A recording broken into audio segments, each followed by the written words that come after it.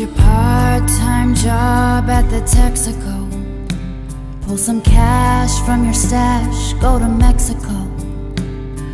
Fall in love like you were 16. You still can't buy a time machine. Get some fresh cut flowers for your mom. Better yet, tell her thanks for all she's done. Give an old friend a call instead of a text. Never know these days what's coming next. Time flies, a year's like a minute. Hold tight, blink and you'll miss it. Grab a drink, have a laugh, and dance every dance. Some people never get the chance.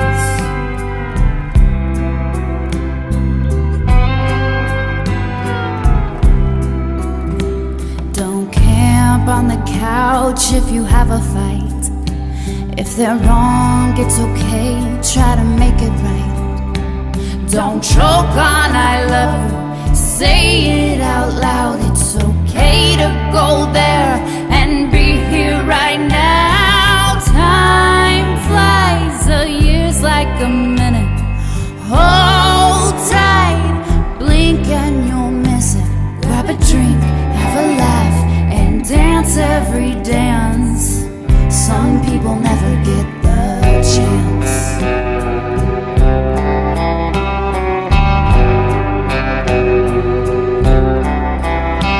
At first I didn't know what to say. Couldn't be 'cause I just saw him yesterday. I put an old summer song on. Let the memories play. Time flies, a year's like a minute. Hold tight, blink and you'll miss it. Grab a drink, have a laugh, and dance every dance.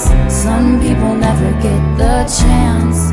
No, some people never get the chance.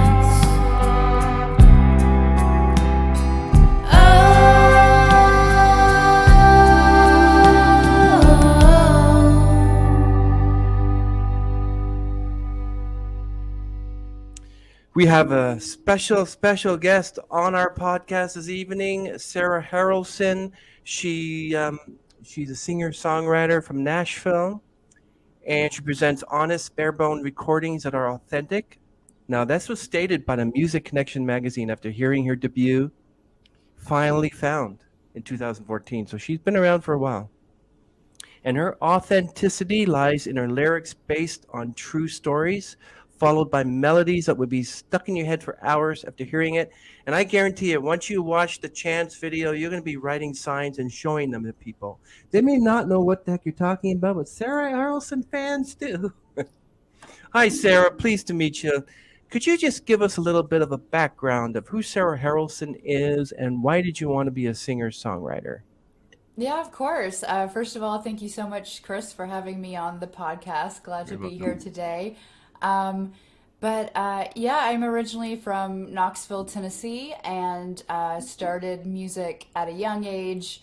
Around when I was 10 is when I started songwriting, and as a child, music was just a great way for me to express my emotions.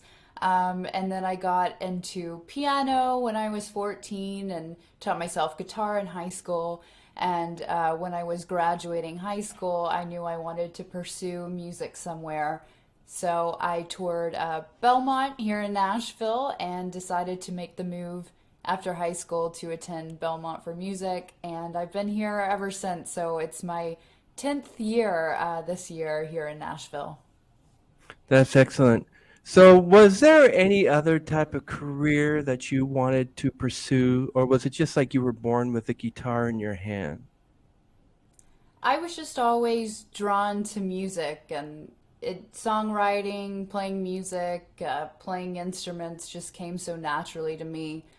I considered getting business jobs in the music industry and have worked business jobs to support myself in the music industry. But even throughout all of that, being creative is still what I am drawn to the most. And I don't see your cowboy hat. Is that because your headset is going to look kind of odd with it on it? Yes, I do have a cowboy hat. It's just in the closet right now. Well, we are going to wear the Tim Hortons cowboy hat. Perfect. Um, Great. So I like to ask you, who are your musical influences? Are they all country singers, or do you have regular musician like other genres? Yeah, it's not just country. I grew up on a mix of genres. I grew up around country, rock and roll, pop. My family pretty much listened to everything, and my granddad was a bluegrass musician, so I grew up around everything. But I loved country the most because I fell in love with the storytelling aspect of country music and just how relatable it was. And definitely fell in love with people such as Johnny Cash, definitely the Dixie Chicks, Wide Open Spaces. And I also loved more folk pop artists such as Jewel, uh, Alanis Morissette. And I grew up around a lot of Elton John, so a lot of different influences. And some of my songwriting inspirations today is Brandy Clark. And although she writes country music, she writes some other genres as well. So I'm drawn to a lot of different subgenres too. That is actually quite an eclectic taste in music you have there, Sarah. Uh, Yes, it's amazing. Just first you say Elton John, and then you say someone like but they're in Jewel kind of the same era, Kilcher. yeah. Definitely, yeah. And I'm just so shocked that you actually got discovered by Waylon Jennings' son Shooter. That's amazing. So when Scotty opened up his publishing company, Raindrop Music, in 2015, when he heard your original song "Watered Down Whiskey," why do you think he wanted to sign you up immediately? What was it in the song that he liked so much? Yeah, so I met Scotty Schultz in 2015, and he was the drummer for Shooter Jennings at the time, but also opening up his own publishing company in Nashville. I believe I saw something he posted about he wanted independent artists to submit their music, and he would reach out if he liked any of the songs. And I was lucky to be one of the few people that he reached out to. He heard Watered Down Whiskey. He just loved the melody and the vibe of the song, and he wanted to cut a new demo of the song so he could pitch it to other labels. So we recorded Watered Down Whiskey. We did a demo of that, and I believe a demo of a couple other songs so he could sign a 3 song publishing deal with me, start song plugging to other labels. And then that turned into recording my actually my second EP with him. Yeah, I actually see that your music is based on true stories. So what what is Watered Down Whiskey? What kind of experience story is that about? Tell us. Yeah, so Water Down Whiskey, I wrote that song by myself. I think I was 19, and I guess I was just tired of, at the time of, finding all these guys that just became a disappointment. Um, and the analogy of the song is once you find someone who's really good, like everyone else you find afterwards, it's just not going to compare. So basically, going through a breakup and you can't really find anyone else who compares to maybe the person you broke up with. And the song's just kind of comparing whiskey to that. Everyone else tastes like watered down whiskey.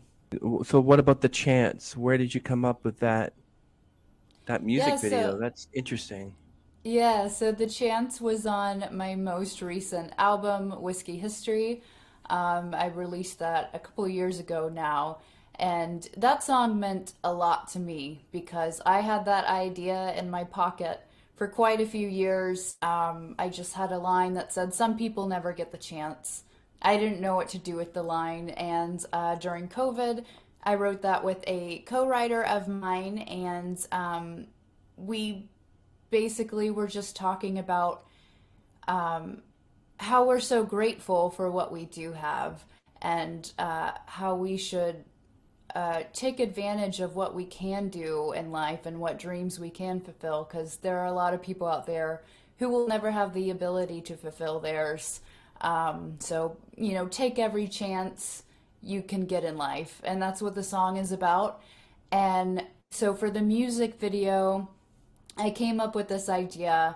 Like, instead of just having your standard music video, what if I had everyone I know, or just anyone in general, send me a little clip holding up a sign, and the sign can say something they want to do in life that they have the chance to do, they just haven't done it yet. And so people sent me videos saying, like, hey, I want to start my own podcast, or I'm going to travel to this place. Just everyone's different aspirations in life. So the video is just a really cool montage showing what people want to do and how they're going to fulfill their dreams in life. That's a great montage there, Sarah. Really beautiful song. So your bluegrass musician grandfather is your biggest musical influence. When I think of bluegrass musicians, I think of, the banjo and is that what he was? Did he play the banjo, or was he a fiddler, or was he a guitarist? No, so you're right. When everyone hears bluegrass, they instantly think of string instruments, but he was actually an accordion player. Um, Wow. and always lugged his heavy accordion to these bluegrass gigs and played with bluegrass bands in East Tennessee. That's that's amazing. Wow. Um, so a bluegrass musician who plays the accordion. My pastor at my church played the accordion. He was pretty good. And I think Lawrence Welk too. I think you're familiar with who Lawrence Welk is. He actually played the accordion as well, I believe. Um, so you're surrounded by different genres, country, rock and roll. So what an eclectic amount of styles. Who do you think you like? Who do you prefer to listen to? What type of genre? Country, bluegrass, rock, pop? What would be your go-to song? Yeah, so country's always my main genre that I listen to, that I write, that I perform. But of course, it's not limited to that. I even write pop music and other genres as well.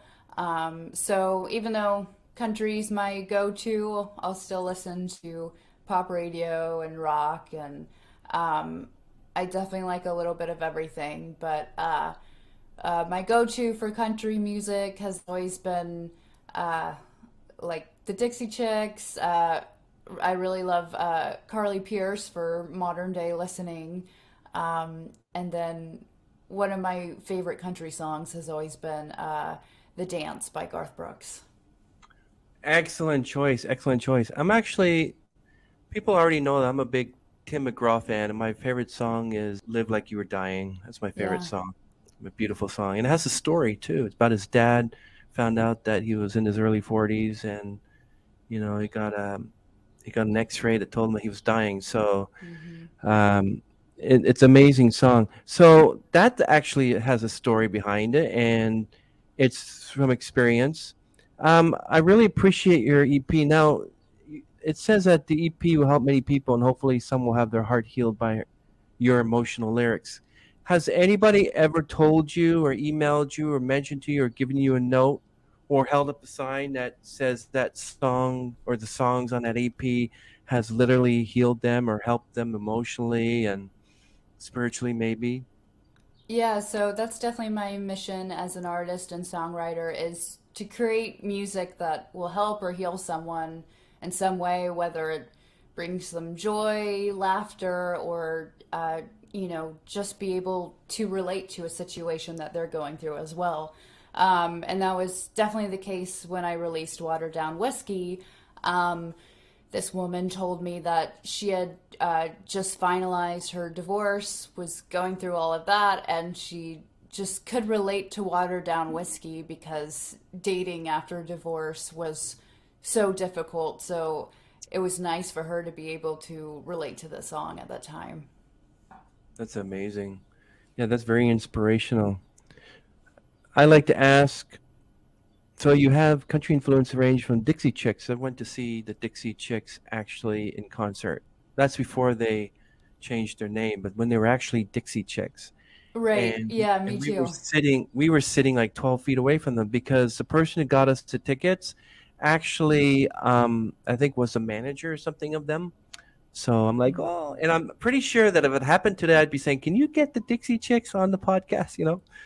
But Yeah. that was like almost 15 years ago, way before podcasts and stuff. So it's sort of like, and I wasn't a big Dixie Chick fan, but when I saw them in concert, I'm like, I'm a fan now. Yeah. And Brandy Clark to Johnny Cash. So how do you want to be remembered?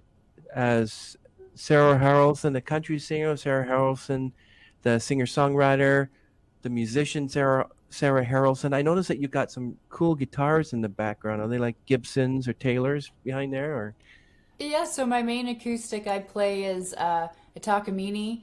Um, the Black Parlor guitar was one of my first ones. That's an Alvarez. And then I have the Oh wow. Fender Telecaster behind me as well. Fender Telecaster. Oh yes. And have you ever played a vintage? I Or no, not have. vintage. Vantage. Vantage. Yeah, I don't own a vintage, but they're definitely nice to play. Amazing. Uh, so the song Radio Static, co-written by Johnny Garcia, who is lead guitar for Garth Brooks. I have no idea how you were able to second this guy, but that's amazing. So you know it's already going to be good. What was it like working with Johnny Garcia? Yeah, so it's actually a funny story how I met Johnny. So I was writing with my friend Justin Lilly at the time, and he's from Texas. Johnny's from Texas as well. I guess that's how they got connected in Nashville. And one day Justin told me, like, "Hey, I'm going to write with Johnny and this other guy Brian on Music Row. Do you want to join us in the write?" And I said, absolutely, because Johnny's also a writer too. So we went down to Music Row to all write a song together. I knocked on the door of the publishing house, and he opened the door, and the first thing that Johnny said to me was, "Oh, I thought I was writing with a different Sarah tonight." So the first impression was a little bit awkward. I'm like, "Nope." I'm like, it's a different Sarah," and he's like, "Oh, that's okay. It's all good. Like, come on in. Like, let's have a drink and let's all write a song." And that first song we all wrote together was Radio Static.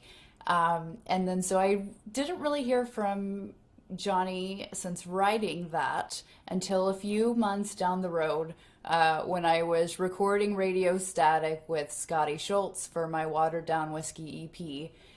And so we were in the middle of production for it, and he said, "Oh, it would be really nice if Johnny could do like guitar on this."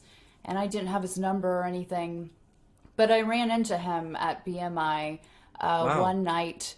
There was an event going on, uh, and I was like, "I don't know if you remember me." And he's like, "Oh, yeah, yeah, I remember that song we wrote." And I said, "Well, I'm actually in the middle of recording it if you want to put guitar on it." And he said, "Oh, yeah." He's like, "Send me the song and I'll put some guitar on it in my studio." And he did, and it sounded great. And then after that, we just kind of formed a relationship for writing songs, and that eventually led to me recording songs with him and doing a publishing and artist development deal with him as well. Yeah, Scotty Schultz says, she is a driven woman who deserves to be heard. Do you live your life like that? I do, like, no matter what I have to say, I want it to be heard. All the time. Like when you don't get your way, you want to be heard. I want to stamp your feet. Yeah, maybe a little bit too much then. That's what I like. A strong woman there. Yes. Um, in February 2020. That was almost a month before the pandemic. You released a single, "Put a Rock on This Rolling Stone." Now, what's the experience behind that one? Yeah, so that was the first single that I recorded with Johnny at his company, Busy at Play Publishing, and we were so excited because it was going to be my first single under his company that I was going to release. And then COVID hit, of course, and I'm like, well, that kind of ruined all my plans. I decided to release it that June after, things started opening up again, and I decided to record the music video for that where it was just me, so it was more isolated and everything. Um, but yeah, at that point in the year, I was like, I'm not gonna let some of these events damper any music plans, even though I can't get out and play shows. At least I can, still provide music to people through streaming platforms. So that's what I did with that song. Yeah, and Blue Ribbon as well. What a song! Wow.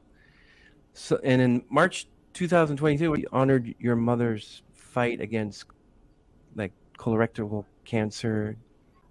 So I wrote that song and I wrote Blue Ribbon, I think in 2021. And I wanted her to hear it while she was, sick and still alive. So I recorded it last year, and I got it finished for her to listen to in October of last year, and she listened to it and loved it, and I'm so glad she got to hear it. And unfortunately, she passed away last December. So Oh. that's why I released Blue Ribbon in her honor this March for Colorectal Cancer Awareness Month. So the song and the music video for it is dedicated to her and her fight.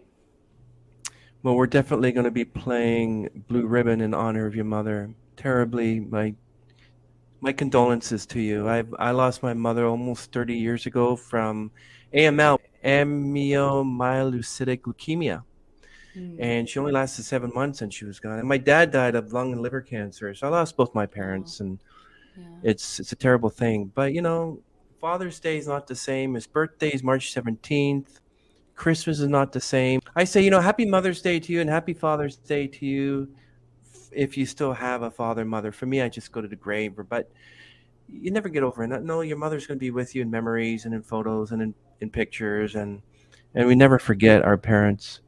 Um, Now, Green Thumb is interesting. Um, you released that in April, and Black.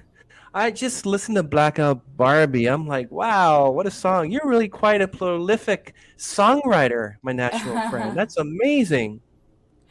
Thank you. Yes, That so Blackout Barbie is definitely a little bit more of a different release for me because it's more pop than country. Um, but it's also kind of, a jab at some of the girls you see walking around Broadway in Nashville nowadays. So, Blackout Barbie. That reminds me of that song by Aqua, I believe. They did the one called Barbie Girl. That's an oh, 80s yes. tune. Yep. So when I saw that you had written something called Blackout Barbie, I'm thinking, well, now we know what happened to Barbie Girl. She was blacked out. Right. Yeah, Amazing. and the Barbie movie comes out next month, so the timing of everything was perfect. Wouldn't it be nice if they called you and said, "Can we use Blackout Barbie for the movie?" That would be awesome, huh? To have one of your songs Yeah, in the movie.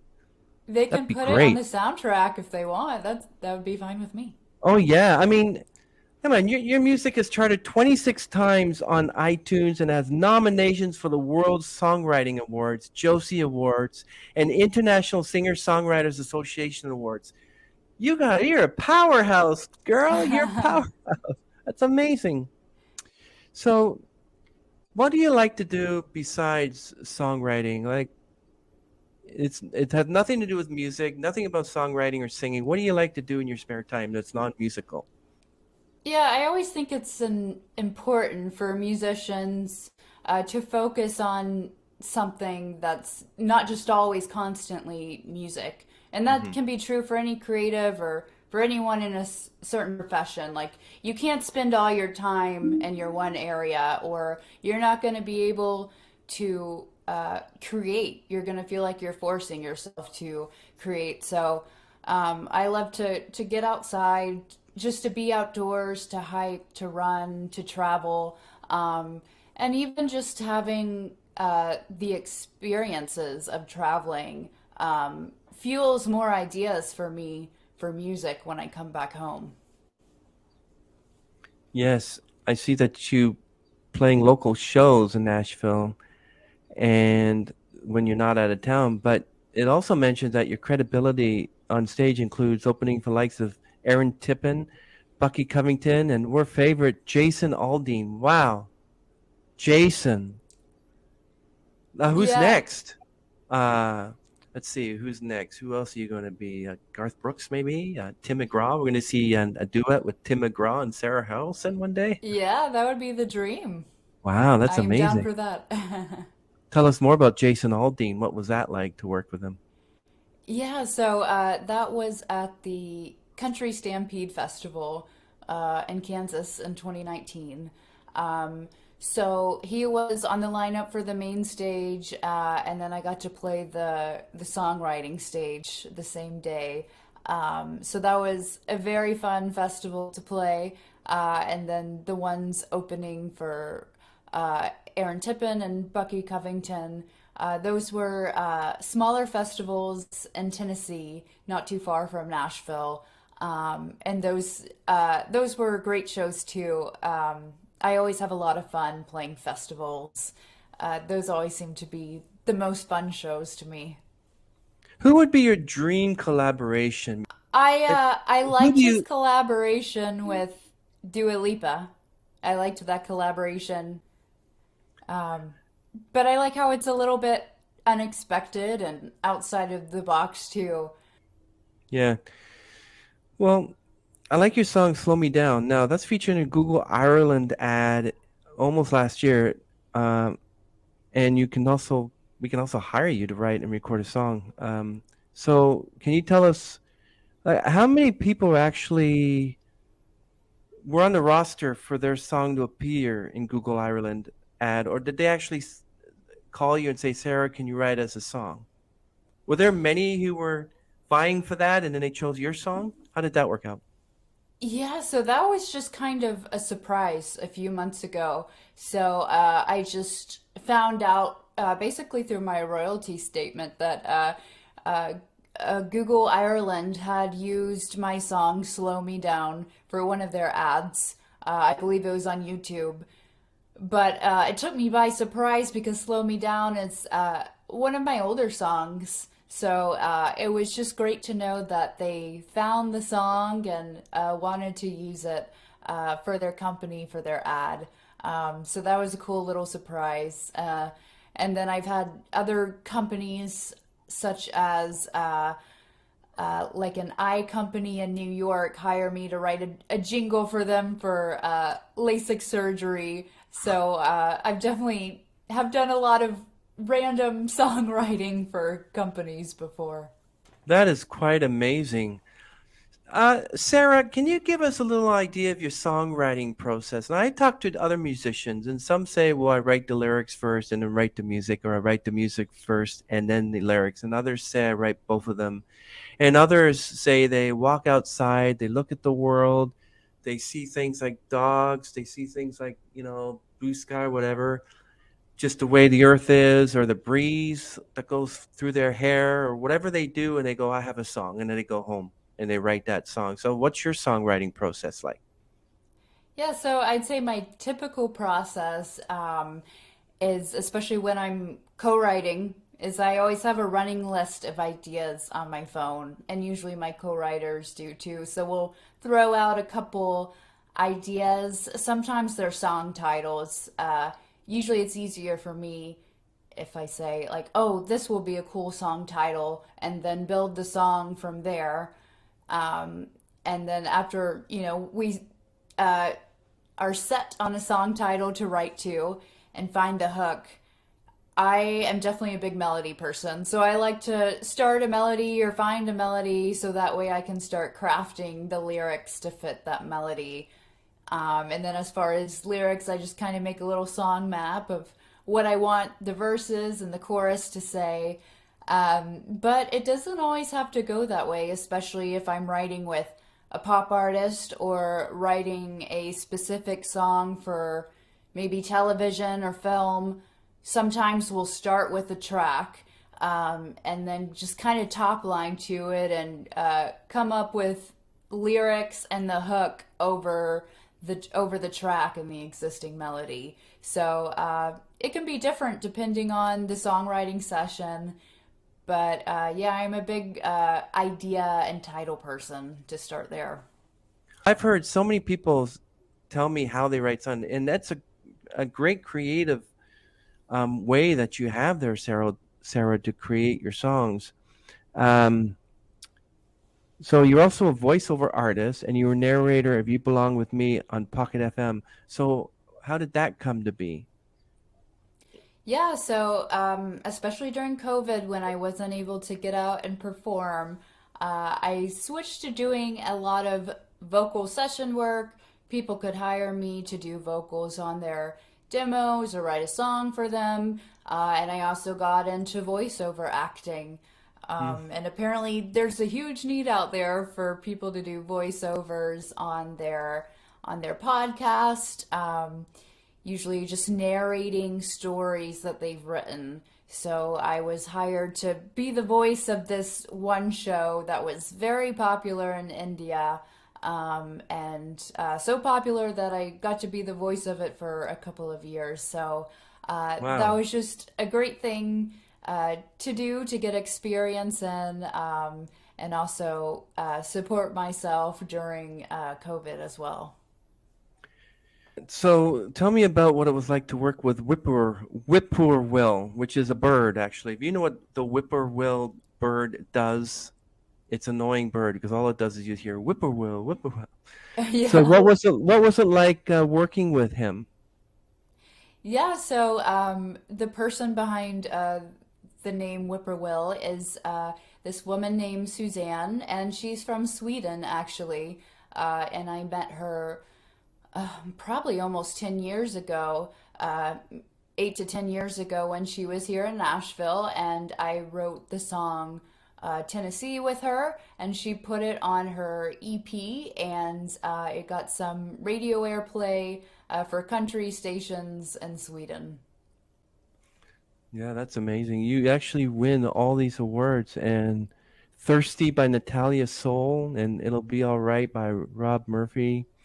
There's so many songwriters and musicians and producers and just out there, and you just have to find the right one. You also did you was hired to sing on an English version of the Bulgarian hit "Hello, My Friend" with Barney Esfil. You're meeting all these people from all over the world.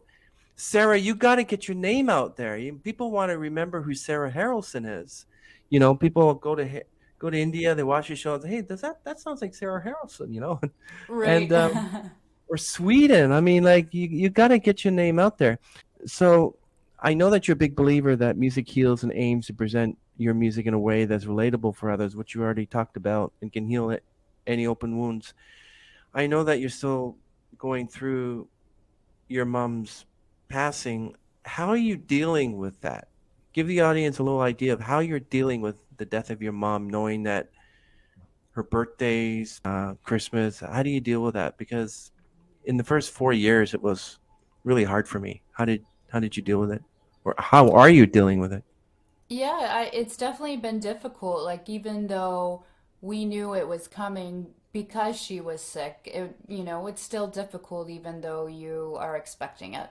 And it's only been 6 months, and it's definitely been difficult, but I do feel like things are starting to heal. And the first few months were the hardest, and I kind of just took a break from doing shows, anything that just felt like too stressful or too emotional for me. And I took the time to just kind of focus on songwriting for the first few months this year.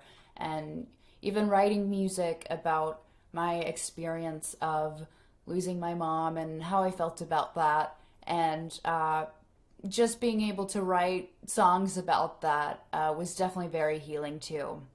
And the other reason I released Blue Ribbon in March was because I'm not the only one going through this same situation. There's other people out there who have family with colon cancer or other types of cancer. So I feel like this was a very relatable song for people to hear and help them understand that they're not alone when they're going through this situation. So that's also why I released the song. But now I am getting back out on stage, and it just feels good to perform again. Um, it feels, it just feels like I'm ready to, go out there, do it again, and do it for her and her honor as well. So I'm excited to be doing some more performances this summer, kicking it off this Thursday with a show in Nashville. And then more music coming out too. I'll be announcing tomorrow that my new album, Outside the Lines, will be out on August 11th. So people can look forward to that as well. Sarah Harralson's new album can be pre-saved, and really wish your mom was alive to. Just so proud of you. What about your father now? How is he taking it?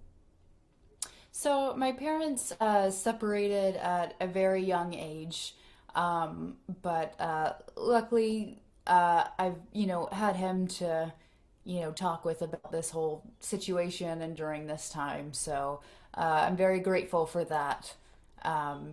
But that's another reason why I got into music at such a young age when my parents were going through their separation. Music was just a great way for me to express how I was feeling during that time.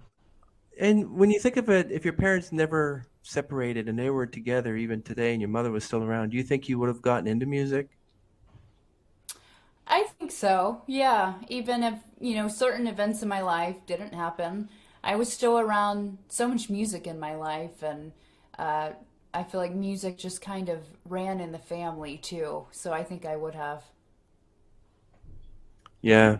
It can't, especially when your mom had cancer, having to, go through that. It's a terrible thing. But, let's on you can say a happy note. You're pursuing your dream of music.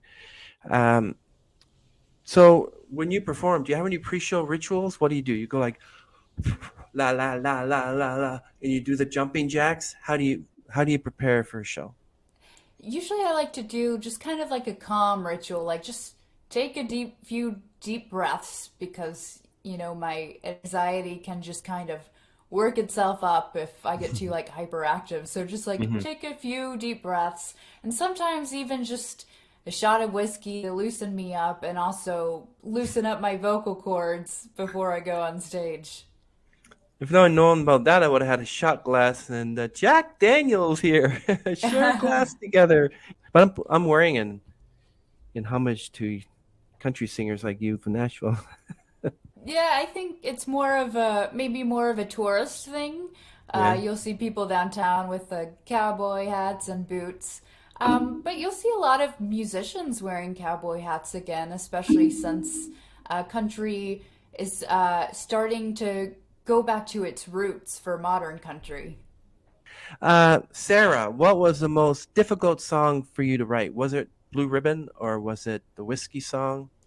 Share Well, with I us. actually think it was The Chance because, as I mentioned before, that song took years to come about. I had the title, the idea in my phone for years, and I just never knew what to do with it until COVID happened. And then I just kind of tossed the idea around with my co-writer, and then we came up with the concept for it. But I think there was just so many different angles uh, you could take with that idea, so I didn't know what to do with it.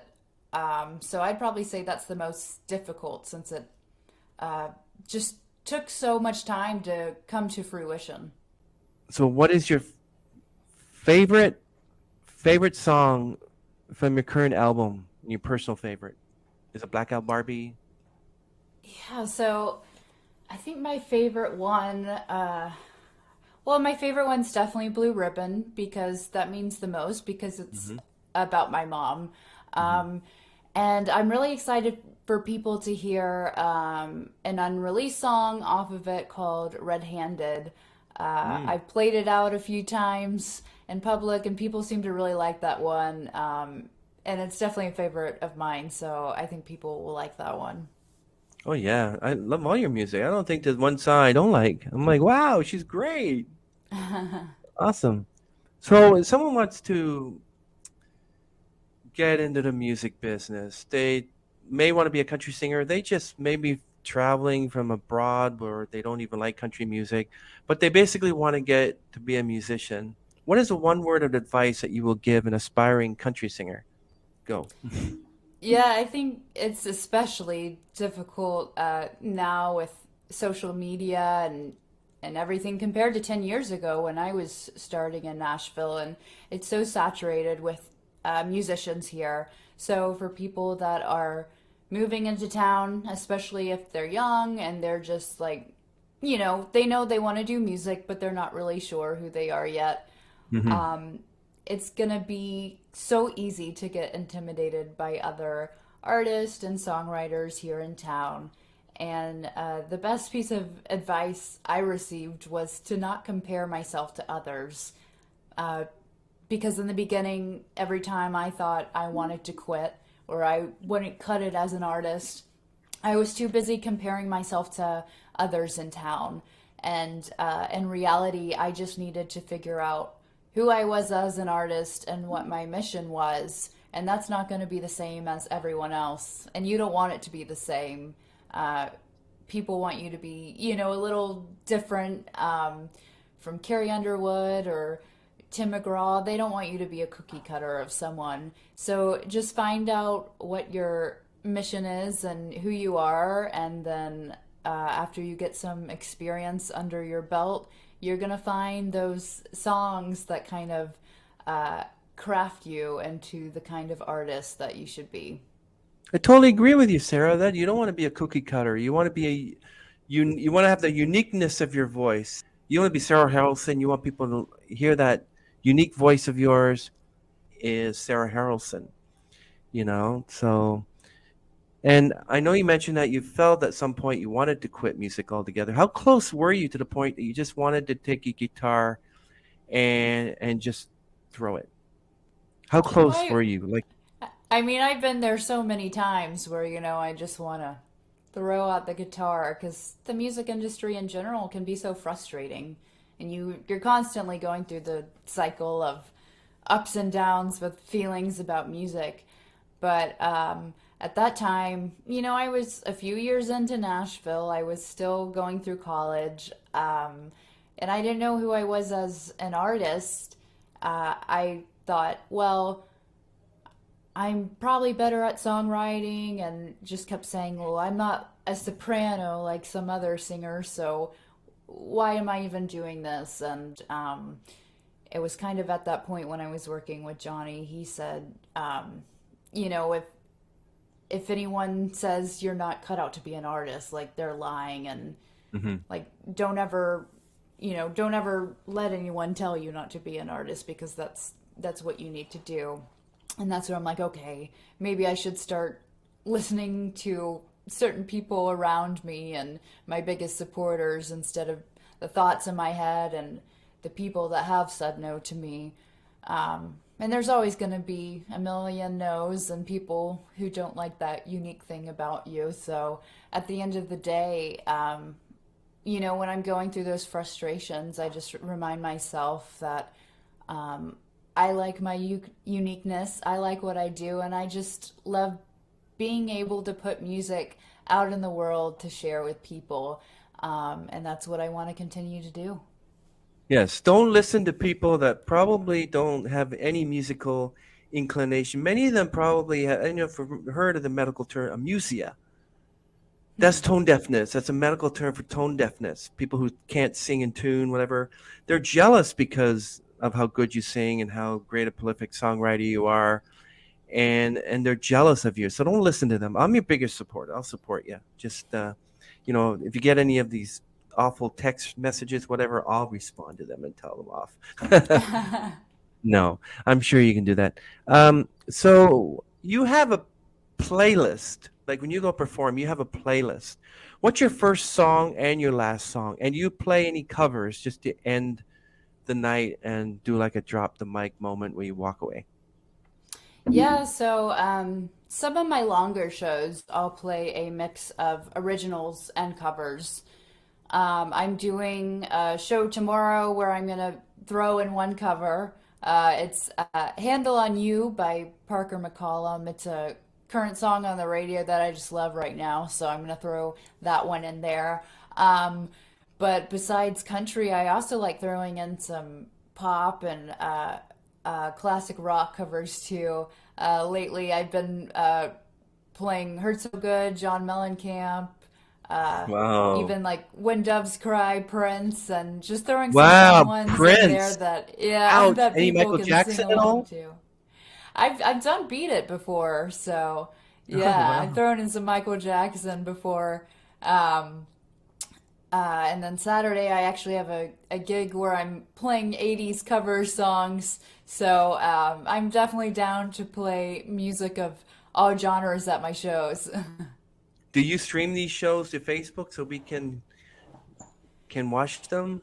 Yeah, I know I'm gonna live stream my release show in August on Facebook. But yeah, I'll have to see if I can do a live stream of tomorrow's show on Facebook as well.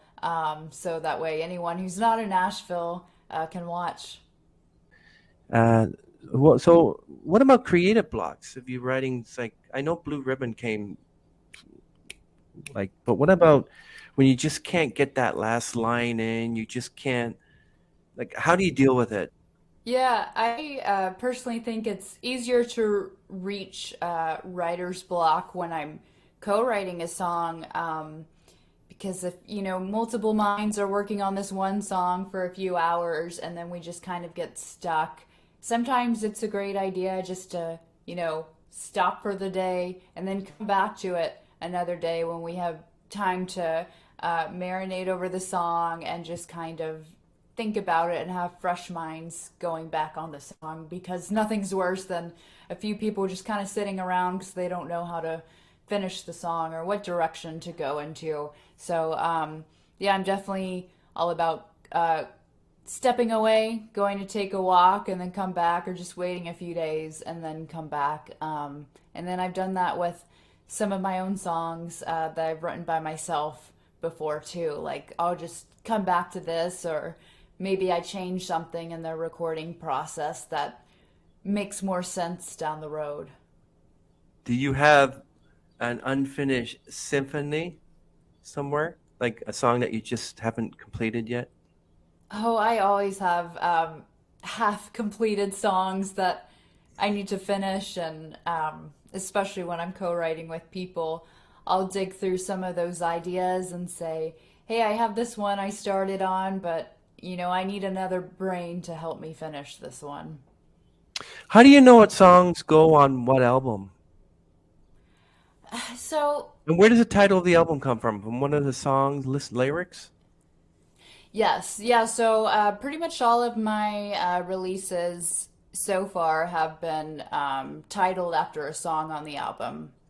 So, uh, my first EP, Finally Found, that's when I didn't have as many songs in my catalog. So I just, had a handful that I wanted to release at that time. And then as time went by, I had more songs to choose from to record. So uh, it was definitely songs that called out to me at that present time. Songs that I said, hey, I can really relate to this right now, and this is something I want to record and release. And that's kind of how I chose songs for that project, and then also made sure the songs kind of matched each other for that album and what I wanted that album to say. So far, all of my releases have had a title that comes from a song title, like Whiskey History and Watered Down Whiskey. And then this next new album, Outside the Lines, is going to be the first album that has a title that doesn't have a song title on the album. So, yeah, I know. But yeah, there's no song title called Outside the Lines on the album. How I came up with that is that each song is a different color. So you've noticed some of my singles have been Green Thumb, Blue Ribbon, Blackout Barbie. So every song title is a different color. And I called it Outside the Lines because it was a concept album for me, just kind of showing that, I don't stay inside one box. I think in different ways, this is how I express myself. Sometimes I go outside the lines. That's terrific. And then once your album was released, you're going to go for pizza and beer later, right? Absolutely, yeah. So what do you like on your pizza? Do you like pineapple on your pizza? This is like the sort of like critiquing we were doing today with, I was asking this coworker about what type of food he like, hot dogs. What do you like on your hot dog? It all started with talking about the hottest wings. Like you have the 2.5 Scoville, which is on million scale for like Yeah. the Carolina Reaper, and then you have the Trinidadian, which is like really, really, really hot. Like there's a show called Hot Wings where they guy interviews a celebrity and Hmm. they have to eat these hot wings, and the hotter they eat is they get this question, which is like an off the wall question, and the hotter the wings makes you answer truthfully, like about relationships or something. So, but what do you like? You like pineapple on a pizza? My go-to toppings for a pizza is probably mushrooms and pepperoni. That's it? But yeah, that's usually my go-to. Like sometimes I'll do like a supreme with everything on it. And I don't mind pineapple on it. Usually, if I want a Hawaiian pizza every now and then, I'll go for that. Yeah, I like to have pineapple and everything on my pizza, including Italian sausage. So we're going to give you a few more questions, and then we're going to end the stream. So how does where you live affect your career? Like, are you right in the heart of Nashville, or do you have to travel just to get there by Yeah, plane? I'm Or about a 15-minute drive from downtown, so I'm very close to Nashville. that's excellent. What do you think of artificial intelligence, Sarah? What do you think of AI taking over the music industry? You think it's a good thing or a bad thing? Yeah, it's definitely been, crazy and all at once. And I think there's still a lot of blurred lines with it. Uh, it can be a great tool for, if you're in a songwriting session and you need help with a few lines or looking for an idea or something. I think it's definitely a great aid for songwriters. But I am also worried we'll take it too far and that AI will replace us as artists and musicians and songwriters. And it's still a little bit of a gray area as far as, well, if I use AI to write a song, do I still get all of the songwriting credit? And, right now you do, but who knows down the road in the future? What that'll be like with songwriting credits and what the laws are with using AI for music. So it's definitely scary, but it can be also a great tool right now, especially if you need to, create some music tracks or something on the fly. Um, I guess we'll just have to see how far we go with it. Yeah, it must be pretty difficult on your mental health, like the anxiety that you have to go through and having to do this and do that and do this and do that. Like, do you have someone to kind of balance it for you? Or have you learned over the years how to balance things so you don't end up with a breakdown? Yeah, I've kind of figured out in the past few years, like, what I'm good at and what I like doing, and then what I want other people doing for me so it, doesn't stress me out, especially with uh, like doing press and uh, like playlisting and that kind of stuff. Sometimes I just need an extra person to help me with areas where it's just I don't want to do that, or I feel like I don't have time for it, and it stresses me out trying to do all of these different things for my artist career at once. So I think balance is definitely important. Um, if you feel like you're taking on too much, just kind of figure out what areas you need help with, because mental health is definitely the most important. Oh, definitely, Sarah. You got to watch your mental health, and you just got to take care of yourself. Like you got all these, appointments and recording and everything that you got to take care of your own health. I bet you have a recording studio inside your place, right? Is that where you do most of your recording as well? Yes, this is where I do most of my recording. That's awesome. Wow. I love your guitars and I love the background. I think it's excellent. Sarah, we're so happy that you were able to take your time to, be interviewed on the podcast. We're really thrilled. All your music will be linked down below, and also your new album, Between the Lines. When it comes out, we're going to link, I guess it's going to be on Spotify. We're going to put the Spotify link in there to help people out. Thank you, Sarah. Really happy. So, everyone, we're going to end the stream, and everyone take a look at that, the chance, and yeah, blue ribbon. Excellent. So, we are appreciative of it. Okay, so let's end the stream. Thank you, Sarah. Thank you so much.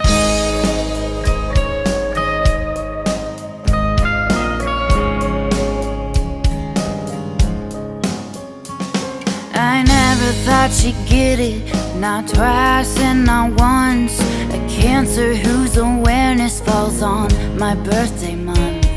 She stood tall and strong when more started to go wrong.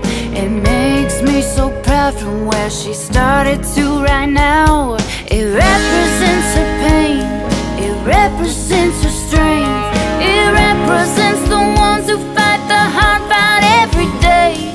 I wear it for my mother, she wears it for all others. I never knew how little time would give until she wore that blue ribbon.